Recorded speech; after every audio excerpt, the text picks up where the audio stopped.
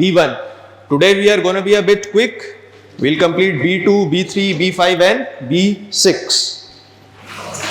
So starting on with vitamin B2. Vitamin B2. क्या नाम है? Riboflavin. The other name for this is FAD, FMN. B2 coenzymes FMN and FAD are each capable of reversibly accepting two hydrogen atoms forming FMNH2 and FADH2. तो बेटा riboflavin की active या coenzyme form क्या है? FADH2. क्या है? FADH2. What was the active form for thymine? TPP. क्या थी? TPP, thymine pyrophosphate. राइबोफ्लेविन की क्या है बेटा? FAD. FMN and FAD are bound tightly, sometimes covalently, to flavoenzymes that catalyze the oxidation or reduction of a substrate. Reactions where FAD are utilized or generated are generally redox reactions. You see in TCA cycle. होता है ना, TCA cycle में FADH2 generate होता है, which enters in ETS complex. होता है ना, there that vitamin is utilized. Structure not required at undergraduate level, but you should know. एक बार नजर से देख लो इसे. Riboflavin, vitamin B2. Molecular formula C17H20N4O6. Growth factor. It is a yellowish fluorescent compound soluble in water. Soluble in water. That is why it is a water soluble vitamin. That is why it's a water soluble vitamin. Remember, vitamins which are water soluble have to be provided in diet daily. Has to be provided in diet daily. Why? क्योंकि बेटा वो body से continuously loss होते रहते हैं. They are continuously lost from body. On the other hand, fat soluble vitamins जो होते हैं, vitamin A, vitamin D, vitamin E and K, they induce toxicity अगर ज्यादा ले ले तो. Why? Because they are stored in body. They are stored in body. Deficiency symptoms बेटा water soluble के ज्यादा होते हैं और टॉक्सिसिटी सिम्टम्स फैट सोल्यूबल के ज्यादा होते हैं. Now it is made up of two components. Ribitol, alcohol made from ribose sugar. From ribose sugar. Ribose sugar कहां बनती है बेटा? From where ribose sugar is generated? HMP shunt pathway. From HMP shunt pathway. And flavin is the yellow component. It is involved nearly in all oxidation reduction reaction as coenzyme FAD and FMN. तो जिन reactions में we are utilizing FAD, किन reactions में use होता है बेटा FAD? The one of the most classic example is in TCA cycle. ठीक? और भी बहुत सारे हैं, टाइम के साथ आपको पता चलेगा. तो वहां पे हमें राइबोफ्लेविन यूटिलाइज होता है as coenzyme. Okay? Structure once again not required at undergraduate level, but you should know structure कि दिखता कैसा है.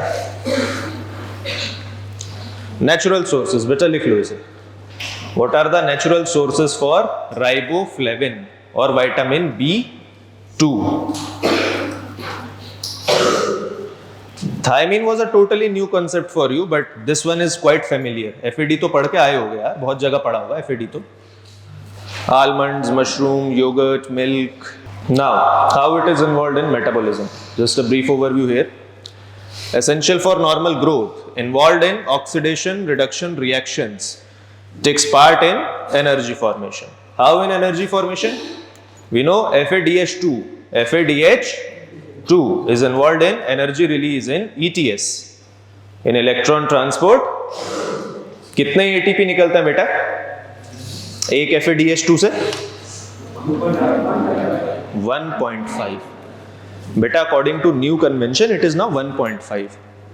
हम लोगों की जो टेक्स्ट बुक्स थी it was written 2, but now as per the new convention जब तक पीजी में आए ना वो बेटा 1.5 हो गया. It is very useful for normal tissue respiration. It provides proper functioning of nervous system, necessary for healthy mucous membranes and good for skin, nails and eyes. Just basic functions. Time के साथ साथ जैसे जैसे आप पढ़ते जाएंगे ना metabolism, बहुत जगह FMN, FAD आता जाएगा तो वो अपने आप याद होता चला जाएगा. It's not a big deal. Why it is required for neurons? Energy generation, beta. Energy generation. Also, since it is involved in oxidation reduction reactions. Now, what can happen with vitamin B2 deficiency? First one is, क्या है? देखो, anemia. Why it is anemia? When you will study heme synthesis, you will see that FADH2 or FAD is required in many steps during heme synthesis. So if there is deficiency of flavin, riboflavin, the steps will get altered and hence less heme would be synthesized and hence there would be anemia.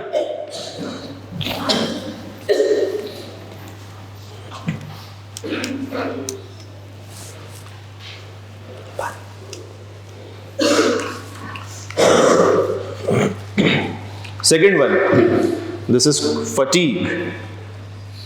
Second is fatigue. बेटा symptoms याद होने बहुत जरूरी हैं आपको. Symptoms, कोई patient party आएगी आपके पास तो बिल्कुल देखते ही आपको पता होना चाहिए कि कौन सा सप्लीमेंट आपको चढ़ाना है. एकदम से क्रॉनिक एल्कोहलिक पॉइजनिंग है तो क्या चढ़ाओगे बेटा? थायमीन देना. ठीक. फटीग है, एनीमिया है, वैसे तो उसके बहुत सारे कारण होते हैं but you can even consider as B2 deficiency also. Nerve damage, sluggish metabolism, skin disorders, inflamed mouth, tongue, sore throat. Sore throat जैसे हम सबकी है अभी इस time. So you can take B2 supplements. Then riboflavin deficiency symptoms include dermatitis, ichthyosis and glossitis. देखो ऐसा होता है symptoms. Ichthyosis, painful fissuring at the corners of mouth, skin cracks. ये this one. ठीक है.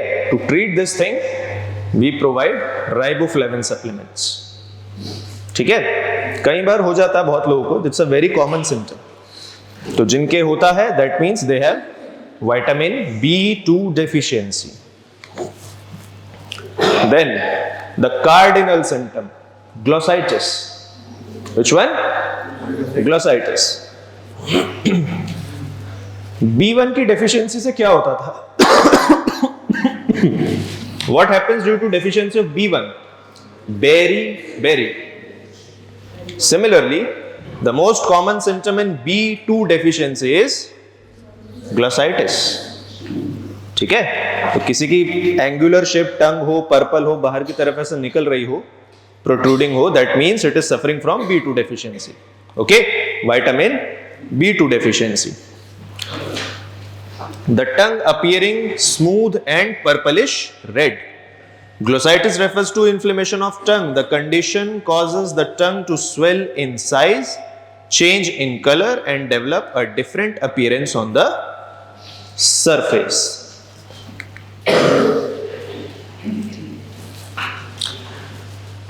इसको नोट कीजिए बेटा. आप लोगों को कहना पड़ता है ये सब बातें. नोट कीजिए इसे.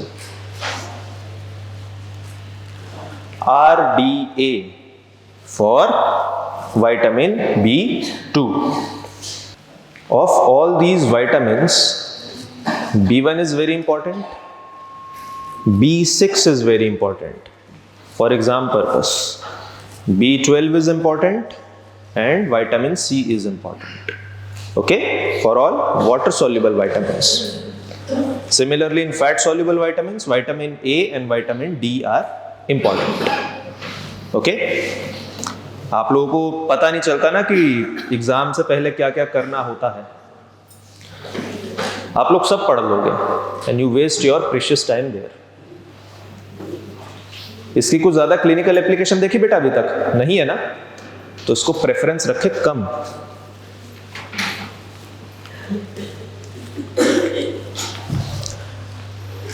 विटामिन B3 नायासिन, विटामिन B3 नायासिन, ये भी बड़ा जाना पहचाना नाम है बेटा, आपने 50 जगह सुना है। Vitamin PP, what is PP? Pellagra preventive, pellagra पढ़ा होगा ना, प्रोनाउंसिएशन बेटा थोड़ा थोड़ा अलग हो सकता है।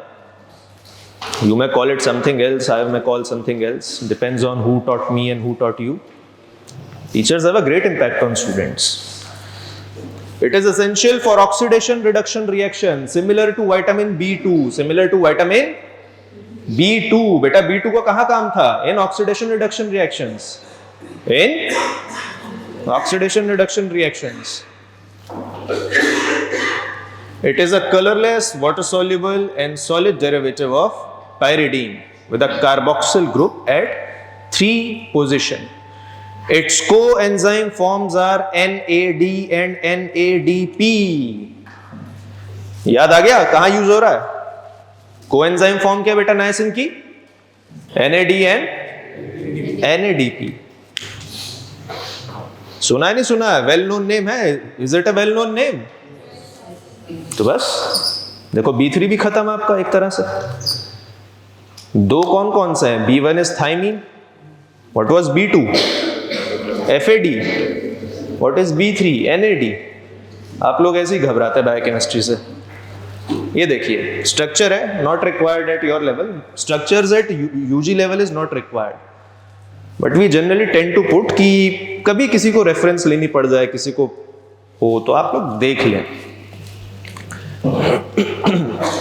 Coenzymes NAD and NADP serve in oxidation reduction reactions. These coenzymes, pyridine ring undergoes reduction by accepted hydride ion. The reduced form of NAD, NADP are NADH2 and NADPH2. एक और बहुत कॉमन मिस्टेक एग्जाम्स में जो आप लोगों ने करी है, पता है क्या? HMP शंट पाथवे में बेटा उसकी सिग्निफिकेंस में शायद एक या दो बंदों ने NADPH2 लिखा है, सब NADP लिख के बढ़ गए आगे, and they have got 0. Almost in 99% of the copies बेटा सिग्निफिकेंस तो NADPH होती है ना, सिग्निफिकेंस इज NADPH.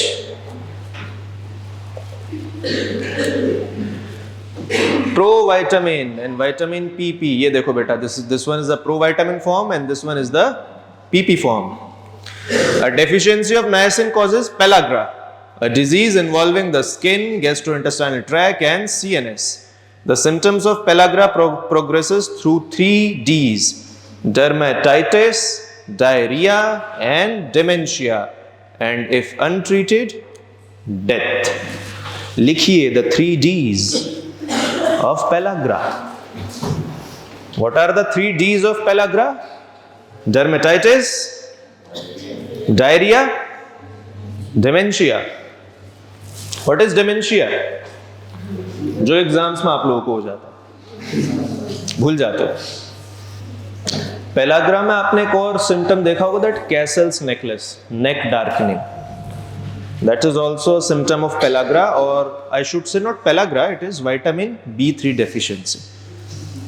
बिल्कुल यहाँ पे बहुत डार्कनिंग हो जाती है स्किन की, नेक के around. It typical, it is called Castle's necklace. ठीक है. स्ट्रक्चर, स्ट्रक्चर तो बेटा नायासिन की एक्टिव फॉर्म या कोएंजाइम फॉर्म क्या है? What is the active or coenzyme form of niacin? NAD and NADP. And what are their reduced forms? NADPH and NADP plus H. अलग से. ये देखो बेटा, ये डिफरेंस होता है. इसको जरा 10 सेकंड लगा के देखो. देखो NAD और NADPH में NADH और NADPH में क्या फर्क होता है बेटा? देखो,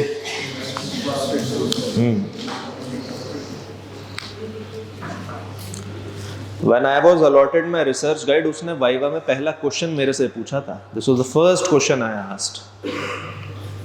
उस दिन मुझे भी पता चला कि ये तीनों अलग अलग होते हैं. Niacin involvement in metabolism. Niacin, it is a carrier of hydrogen in oxidation reduction reactions, similar to vitamin B2. Vitamin B2. बेटा B2 भी हाइड्रोजन ही कैरी करता था. Similar to that. Its coenzymes NAD and NADP are allosteric regulators of oxidation reduction reactions. बोलो, कहां पढ़ा था allosteric regulation as NAD? कहां पे? NAD acts as allosteric regulators for certain reactions. कहां पे? इन बेटा glycolysis. TCA में भी. याद आया? When I was teaching you allosteric regulation. Then it regulates cell division, development and proliferation of tissues. Important है. Cell division, development and proliferation of tissues. Niacin in treatment of hyperlipidemia. What is hyperlipidemia? What is hyperlipidemia? Elevated lipid levels in blood or serum. Elevated lipid levels in serum or blood. तो बेटा उसके treatment में भी niacin का इस्तेमाल हो रहा. देखो किसका? नायसिन. कैसे? Niacin dose of 1.5 gram per day or 100 times the RDA. How many times? 100 times. Lowers both plasma, TG and cholesterol in very low density lipoprotein and low density lipoprotein. TG, LDL and VLDL. बेटा तीनों नीचे आ जाएंगे. क्या आ जाएंगे? Their levels would be lowered. Therefore, niacin is particularly useful in treatment of type 2B hyperlipoproteinemia, in which both VLDL and LDL are elevated. जो लोग बहुत ज्यादा मतलब जिनका लिपिड लेवल एलिवेटेड रहता है तो they can either use statins, but statins को भी ये चीज रिप्लेस करती जा रही है. This is a new kind of thing. Niacin also raises high density lipoprotein HDL level. कौन सा? HDL. HDL is a good cholesterol and LDL is bad cholesterol. Action of vitamin PP. What is PP?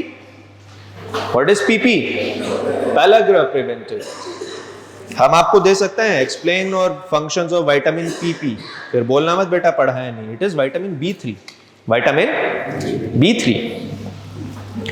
High doses of niacin medication are used to prevent development of atherosclerosis. What is atherosclerosis?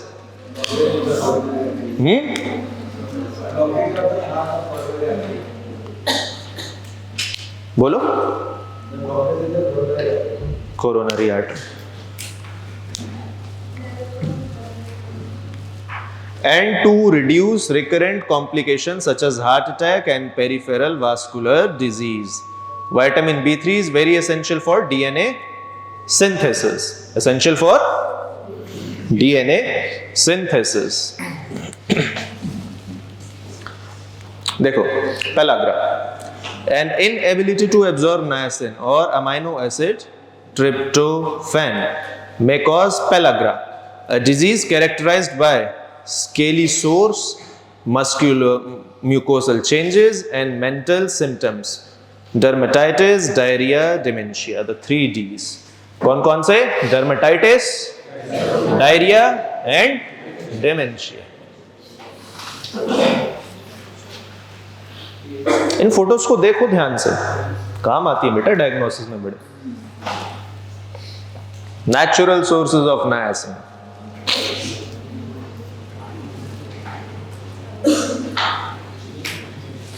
लिख लो.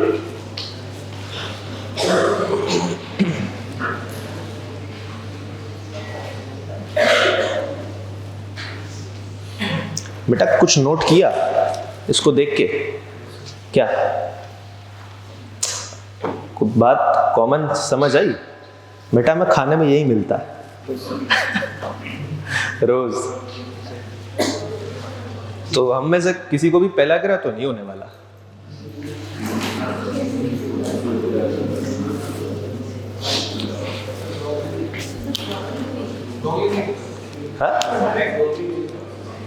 Where is Ayush Yadav?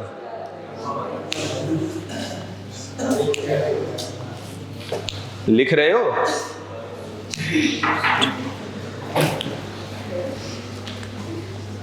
RDA लिखो बेटा, नायासिन का। Write down the RDA. B2 and B3 are somewhat identical, but बेटा B2 की deficiency से क्या होता है? क्या होता है? क्या होता है? पन्ने पलटेंगे नालायक। Glossitis. Glossitis is the most common symptom. और बेटा B3 से क्या हो रहा है?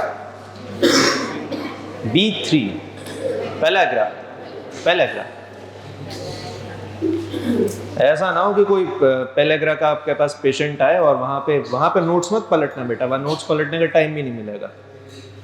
उस पे B2 लगा दोगे ना तो शाम तक उसका तो खेल हो जाएगा।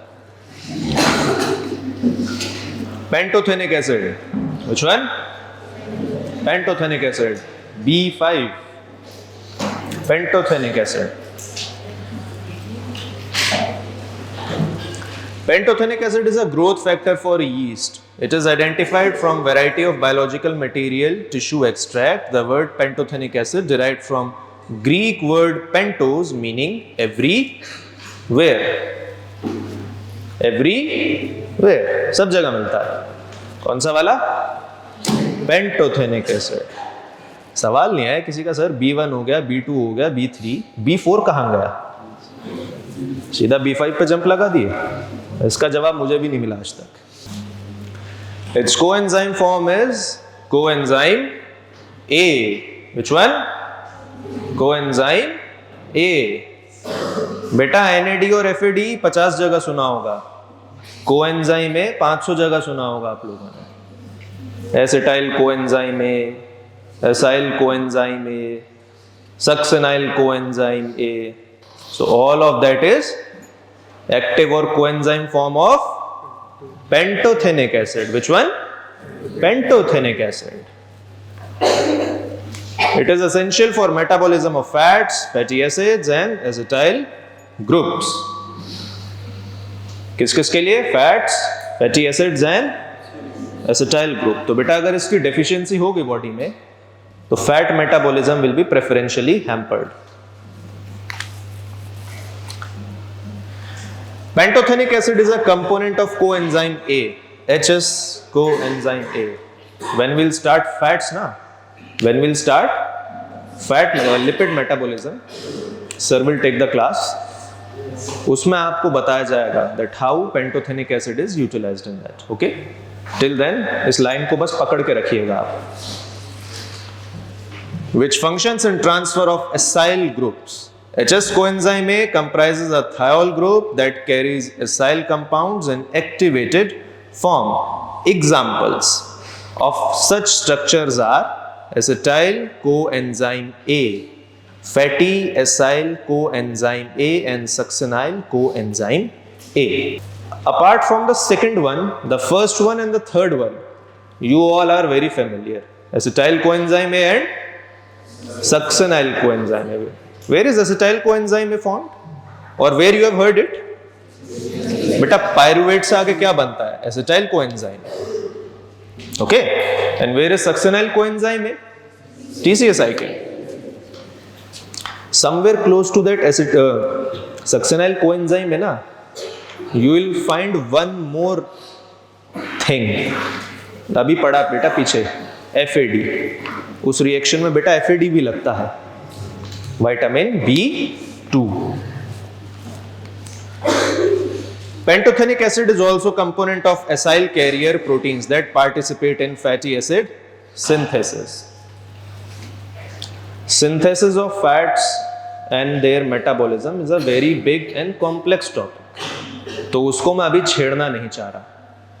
It requires ACP, carnitine proteins, and a whole bunch of enzymes. Okay, which requires a whole different set of coenzymes. Okay, and one of them is pantothenic acid. One of them is pantothenic acid. उसमें NADPH भी लगता है बेटा. Okay, तो most probably सागर sir और Sandeep sir will take the class. आप देखिएगा वहां पे.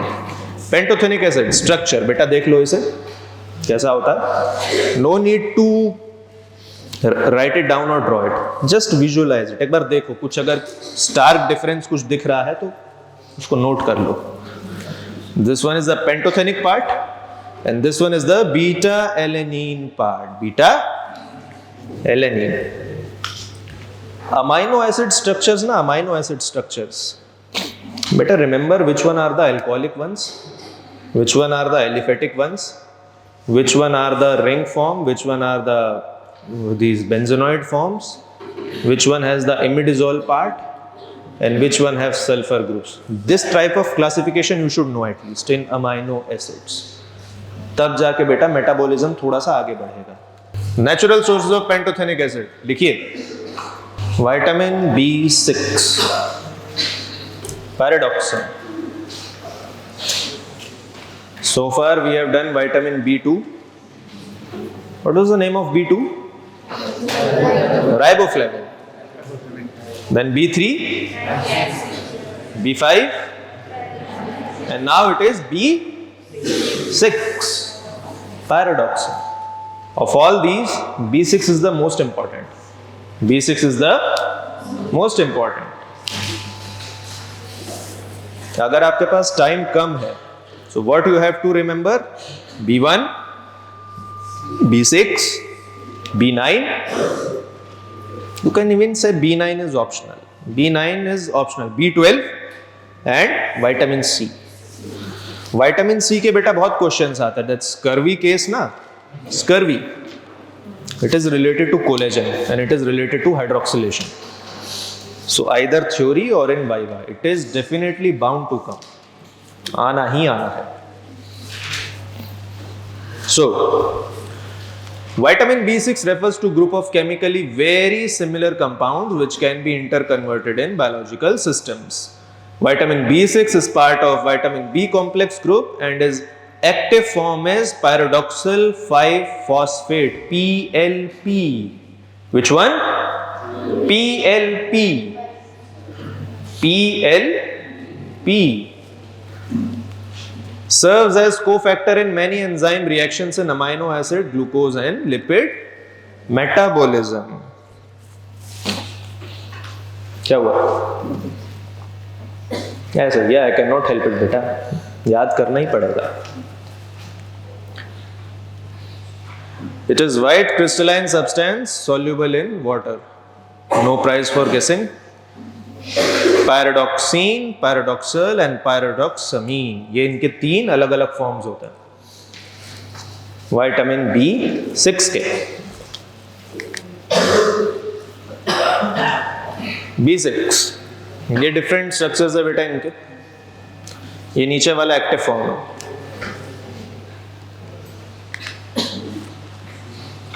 Please write down this thing. Activation of vitamin B6.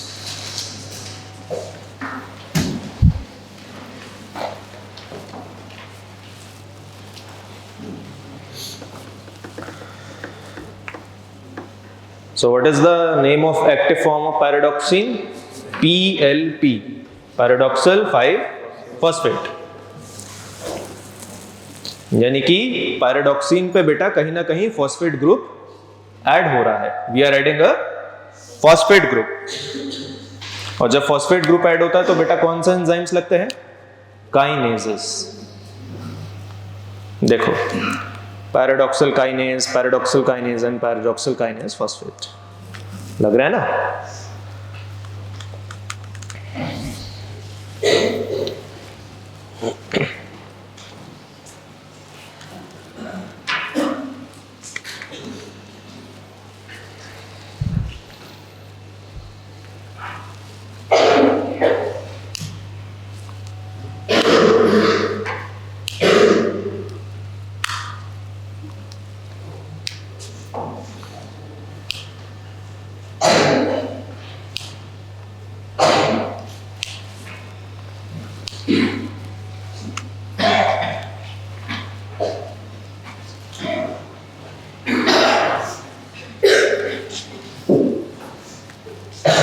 पानी नहीं बेटा, आप आगे आ जाओ इधर,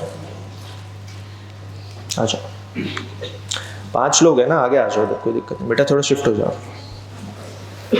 आ जाओ जल्दी आ जाओ, टाइम नहीं है हमारे पास, जल्दी आओ। फंक्शंस ऑफ विटामिन B6 देखते हैं। Makes antibodies, antibodies are needed to fight many diseases, maintain normal nerve function. तो बेटा नर्व फंक्शन के लिए कौन कौन से विटामिन लग रहे हैं हमें? B1, B2, B6। तो किसी की भी कमी से दिक्कत हो सकती है। Important, makes heme of hemoglobin and its protein part, promotes RBC production. A vitamin B6 deficiency can cause a form of anemia.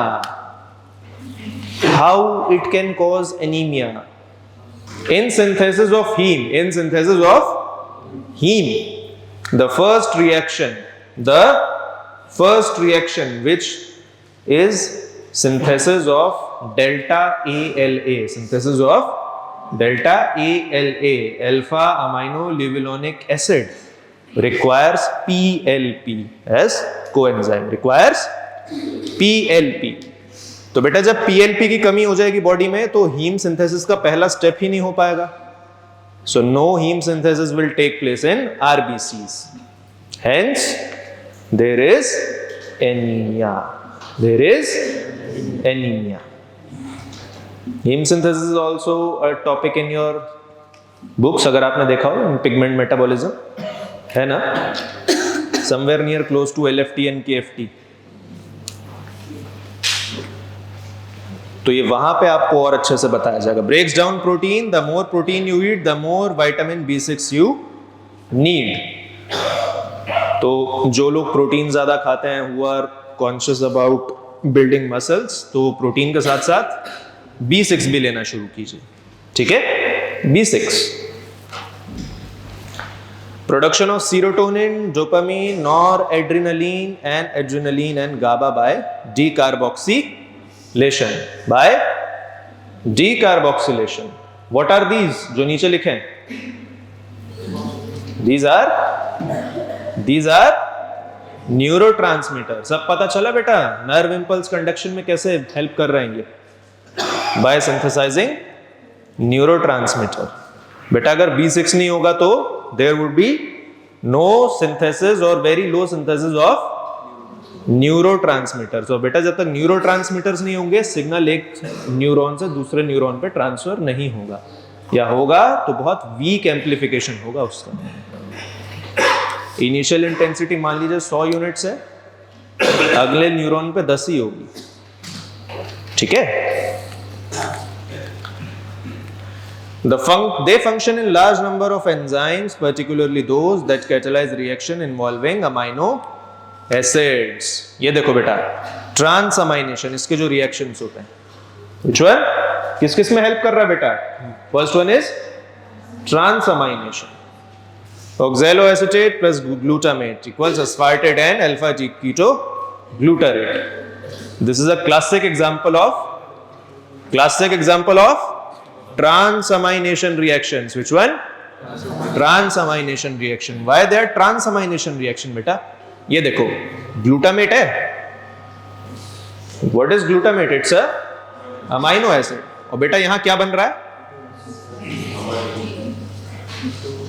A different keto acid बेटा and amino acid, different amino acid। कौन सा बन रहा है यहाँ पे बेटा? Aspartic acid। कौन सा? So we are generating aspartic acid from glutamic acid। ये देखो ये एक amino acid है बेटा, कौन सा है? glutamic acid। From this we are getting a different amino acid। Which one? Aspartic acid। This is called better transamination reaction। This is transamination reactions। Why transamination reactions are important? बेटा बहुत सारे amino acids आप लोगों को पता होता है, they are non essential, वो बॉडी खुद ही बना लेती है। तो बेटा अगर पीएलपी की कमी हो जाए बॉडी में या पीएलपी ना मिले, if there is no PLP तो क्या होगा बेटा, वो नॉन एसेंशियल भी एसेंशियल बनते चले जाएंगे। ठीक है, next deamination. What is this? Deamination. What is deamination बेटा? Removal of amino group. Removal of amino group. तो बेटा ये कौन सा अमाइनो एसिड है आपका? सेरीन। क्या बन रहा है? पायरूवेट। सोचो इसकी यूटिलिटी कहां होगी बेटा? अगर आप लोग बेटा स्टारवेशन पे हैं, क्या है? स्टारवेशन पे, your muscles started to break down, your muscles start to break down. तो बेटा ऐसा तो है नहीं कि आपको आपकी मर्जी के अमाइनो एसिड मिलेंगे, कहीं ना कहीं से तो सेरीन भी मिल जाएगा ना। तो सेरीन को भी तो चैनलाइज करना है मेटाबॉलिज्म में, तो सेरीन से हम पायरूवेट बनाते हैं बाय डीअमाइनेशन। सेरीन से क्या बनेगा? पायरूवेट बनेगा बाय डीअमाइनेशन। और उसके बनने के लिए कौन सा कोएंजाइम लगेगा बेटा? Vitamin B6। Which one? Vitamin B6. Then decarboxylation, important. Histidine. What is histidine? What is histidine? Amino acid है बेटा। क्या बन रहा है आगे इससे? हिस्टामीन। क्या होता है हिस्टामीन? क्या? Vaso? What is histamine? Vaso constrictor के डायलेटर। एक आंसर नहीं आ रहा यार, तो बहुत कॉमन चीज है ये तो। आगे देखिए, condensation. Glycine plus succinyl coenzyme में delta amino levulinic acid to heme synthesis, जो मैं आपको बता रहा था ना, the first step in heme synthesis, ये है बेटा वो। ग्लाइसिन प्लस सक्सेनाइल कोएंजाइम में ये बनाता है बेटा delta amino levulinic acid. For this PLP or vitamin B6 is required. Okay, B6 is very important बेटा, आपको पता होना चाहिए कहां कहां काम आता है। Number 1 is transamination, then second one is deamination, third one decarboxylation and fourth one is condensation। में बहुत एग्जांपल नहीं होते बेटा, this one is the most important one, this one in heme synthesis, ये इंपॉर्टेंट एस्पेक्ट है बेटा B6 का, इसीलिए B6 इंपॉर्टेंट है। B2 not that much important, B3 चल जाएगा, इवन B5 भी कुछ हद तक चल जाएगा, बट B6 बिना पढ़े गए ना तो खत्म है फिर खेल।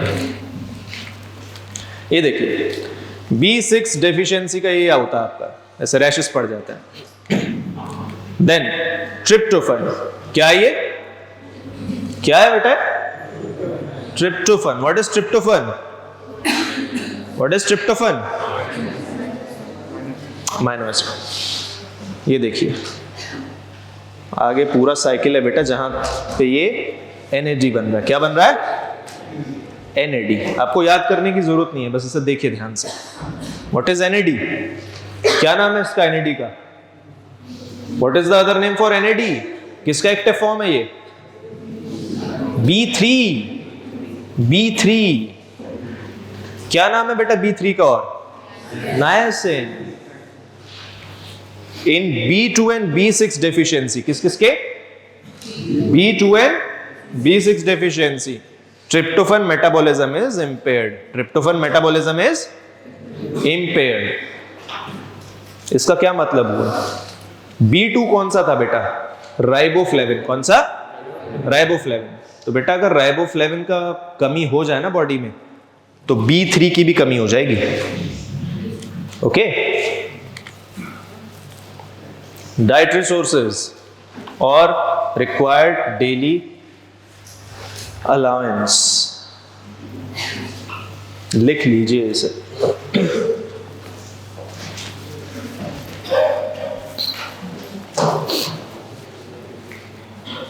B6 is very important. एक एक एस्पेक्ट आपको याद होना चाहिए. Transamination, deamination, decarboxylation and in heme synthesis. B2 और B3 functions are almost overlapping and somewhat similar. B2 की डेफिशिएंसी से आपका कार्डिनल सिम्टम क्या होगा बेटा? ग्लोसाइटिस. क्या होगा? ग्लोसाइटिस. B3 की डेफिशिएंसी से क्या होगा बेटा? Pellagra. Which one? Pellagra. B5 once again very simple. Succinyl coenzyme है, एसिटाइल कोएंजाइम है. फैटी एसिड मेटाबॉलिज्म पढ़ लोगे तो एसाइल कोएंजाइम में भी याद हो जाएगा. B6 is important, very very important. Thiamine के बाद सबसे इंपॉर्टेंट यही है बेटा B6. बहुत जगह आएगा, पूछा भी बहुत जाता है. बाकी देखो, it's all on the mood off the examiner. वो तो कुछ भी पूछ सकता है, but it's my general advice कि आप B6, B1, B9, B12 and vitamin C पे ज्यादा कॉन्सेंट्रेट करें. Pyridoxine is the only water-soluble vitamin with significant toxicity. Neurologic symptoms as sensory neuropathy occurs at intakes above 200 mg per day.